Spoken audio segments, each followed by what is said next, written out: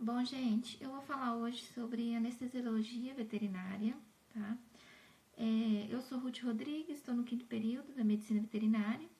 Hoje eu vou falar bem rapidinho sobre a conversão dos medicamentos, sobre a diluição, anestesia dissociativa na medicina veterinária e os anestésicos gerais, tá? Então, nós temos que converter alguns medicamentos. Então, no caso de porcentagem para miligrama por ml, o que nós precisamos fazer? Toda medicação que vier em porcentagem, você vai multiplicar por 10. Então, no caso aqui, o Acepram é 0,2%. Quando você multiplica por 10, ele vai ficar 2 miligramas por ml. Então, esse valor aqui é a nossa concentração, 2 miligramas por ml. Então, como é que faz esse cálculo de uma medicação? Por exemplo, o Acepram, você tem que dar 0,04 miligramas por quilo para um determinado animal, para um cão, por exemplo. Aí você vai fazer o cálculo para aquele animal, a dose, que é 0,04 miligramas, né, por quilo, vezes o peso. Qual que é o peso desse animal? Esse animal tem 8 quilos, por exemplo, então você vai multiplicar por 8 e dividir pela concentração, que é 2, tá? Então, fazendo essa continha, você consegue saber quantos ml aquele animal precisa tomar, né? Então, é dose vezes o peso dividido pela concentração.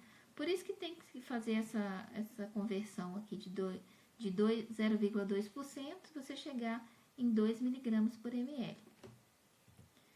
Na diluição, aqui no ceftriaxone, você tem 1 grama. O que é 1 grama? Significa 1000 miligramas.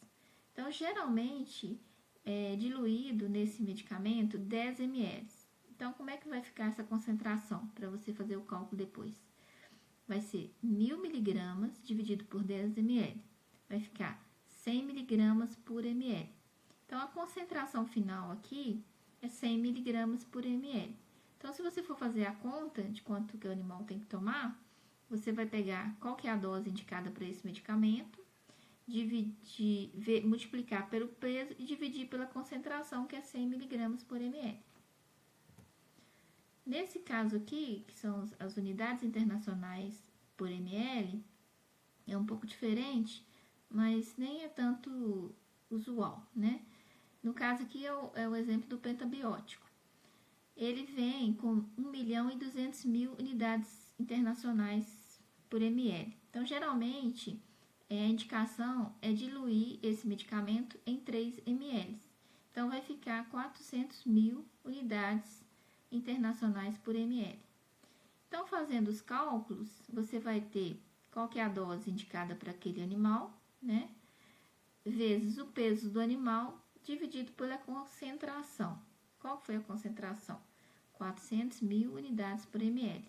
Então, quando você faz esse cálculo, o resultado vai ser em unidades internacionais por ml, que a gente utiliza aquela seringa laranja, né, de insulina para poder fazer a medicação. Então, eu vou falar agora sobre a anestesia dissociativa. É utilizada praticamente em todas as espécies da medicina veterinária, a ketamina. A ketamina é o anestésico dissociativo mais utilizado na medicina veterinária. Então, ela pode ser feito em doses baixas, como analgésico, né? Para dor mais crônica, utiliza-se muito a ketamina. Não é um anestésico geral. O que isso significa? Que ela não faz a depressão total do sistema nervoso central, né? Então, o animal ele fica bem sedado, mas ele não perde todos os sentidos, né? O sistema nervoso central ele não fica totalmente anestesiado como a anestesia geral. Deve ser associado com outro medicamento, porque causa rigidez muscular. Então, geralmente se associa com benzodiazepínicos, né? Que são, por exemplo, o midazolam e o diazepam. Ele deve ser associado. A gente nunca pode dar ketamina sozinho, porque ela causa muita rigidez muscular. Então, tem que associar esses relaxantes, né? E faz analgesia somática, mas não faz analgesia das vísceras. Então, o que é isso? Ela faz analgesia da parte musculoesquelética, mas das vísceras não. Então, não é indicado para cirurgias que você vai utilizar, abrir e mexer nos órgãos, né, internos lá das vísceras. Não perde os reflexos protetores, né, porque não faz a depressão total. E a ativação do sistema nervoso simpático, ele ativa. Então, o que é o sistema nervoso simpático? É quando você, quando ativa o sistema nervoso simpático, quando você tem aquela sensação de medo, de fuga, né? Então, o que acontece quando você tem essa sensação, que é a adrenalina, noradrenalina, você tem uma frequência cardíaca mais alta, né? Então, você tem todos aqueles sintomas de desespero mesmo. Então, ela faz essa ativação, então, por isso ela aumenta a frequência cardíaca e aumenta também a secreção respiratória. Então, tomar cuidado, dependendo da cirurgia, porque ela tem esse aumento dessas secreções, né? Da secreção respiratória mesmo. Pode até, em alguns casos, o animal ter algum problema devido a esse aumento da secreção. Anestesia dissociativa, igual eu falei, elas têm que ser associadas a algum opioide ou benzodiazepínicos, por causa da musculatura ficar muito rígida, né? Então, o diazepam e o midazolam são os benzodiazepínicos. E os opioides também é muito importante associar porque ele aumenta a analgesia. Pode-se também associar com alfa-2 agonista, né? Xilazina, mas eles têm mais efeitos indesejáveis, então ele tem uma queda na frequência cardíaca. Então, a ketamina aumenta a frequência cardíaca. Por exemplo, a xilazina ela faz cair a frequência cardíaca. Então, fica esse aumento, essa queda fica muito desproporcional e isso é perigoso para o paciente. Então, não é tão indicado. E analgésicos gerais também pode ser utilizado com a ketamina, que é bom, por exemplo, dependendo da cirurgia que você for fazer, você associar a ketamina com o propofol para poder diminuir os medicamentos, né, da anestesia geral, que é o propofol. Cuidados com os doentes renais. Então, a ketamina ela tem um metabólico muito ativo e a secreção, 75%, se eu não me engano, é pelos rins.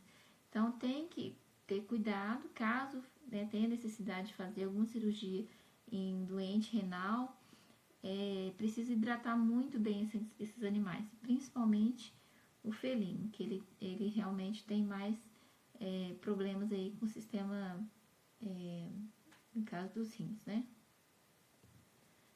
E os anestésicos gerais, nós temos aí basicamente 2 anestésicos, né, que mais utilizado na medicina veterinária.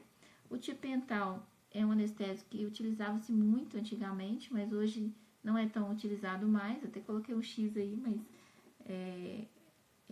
ainda o principal aqui que a gente utiliza mais na medicina veterinária é o propofol. E o etomidato, ele é utilizado mais para cardiopatas. Ele é um medicamento mais caro, muito bom também, mas o que traz mais segurança e que a gente tem mais utilizado é o propofol mesmo. Então, sobre os anestésicos gerais, seu efeito não pode ser revertido, então é uma desvantagem, né, em relação aos outros anestésicos dissociativos, você consegue fazer reversão, e também o pH dos fármacos podem ser irritantes, então tem que tomar muito cuidado, porque pode irritar o animal, no caso se tiver contato, né? Se caso, por exemplo, vai fazer um bolus, né, no animal, e se estiver fora da veia, pode causar até necrose. Formas de administração. Então, o bolus é uma aplicação em menos de minuto. Então, quando você aqui, ó, aplica um bolus no animal, ele é chamado bolus quando você aplica em menos de um minuto. Então, você injetou o medicamento nesse tempo aí, é chamado de bolus. O bolus intermitente é aplicações repetidas de bolus. Então, aplicou um bolus, menos de um minuto, passou um tempinho, aplicou de novo, então são bolus intermitentes. A infusão contínua é uma aplicação de forma contínua e tempo prolongado. Geralmente é utilizado aqui nessa bomba, né? Você coloca o medicamento e programa para dar infusão contínua naquele animal, por um tempo mais prolongado. O bolus mais a infusão contínua é uma aplicação de bolus e infusão contínua ao mesmo tempo. Então, coloca o animal para receber a aplicação infusão contínua e faz o bolus ao mesmo tempo. Então, vamos falar aqui do Propofol. O Propofol, como eu falei, ele é o mais utilizado na medicina veterinária. Ele tem duração de 10 a 15 minutos, a recuperação é super rápida, sua biotransformação hepática, então tem que tomar cuidado com os animais com problemas hepáticos, né, no fígado, problemas no fígado, e o seu uso exclusivo intravenoso. Então, essas são as recomendações aí importantes do Propofol. O mecanismo de ação, ele diminui a pressão intracraniana, então isso é bom, principalmente para fazer uma cirurgia no cérebro, a pressão tem que estar mais aliviada dos animais.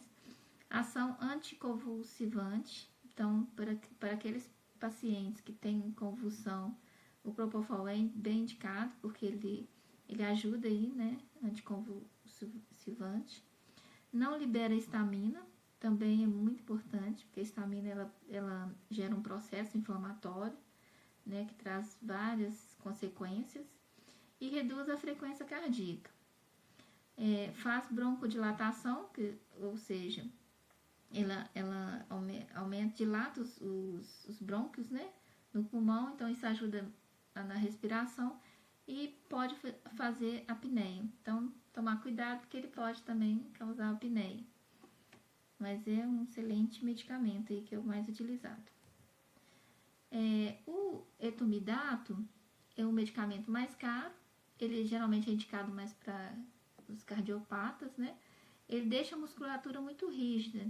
Então, como a ketamina deixa também, que é um anestésico dissociativo, é importante associar eles com os relaxantes, né? Com diazepam, midazolam. Então, tem que fazer essa associação para poder relaxar. Pode até associar também com alfa-2 agonista, que também ele é relaxante. Não pode fazer vários bolos, né? Porque é um medicamento que você tem que fazer uma vez só, porque ele tem muitos efeitos deletérios. Pode causar hemólise, então o animal ele pode ter uma anemia devido a quantidade de medicamento, então tem que tomar muito cuidado, né? Para colocar a dosagem correta.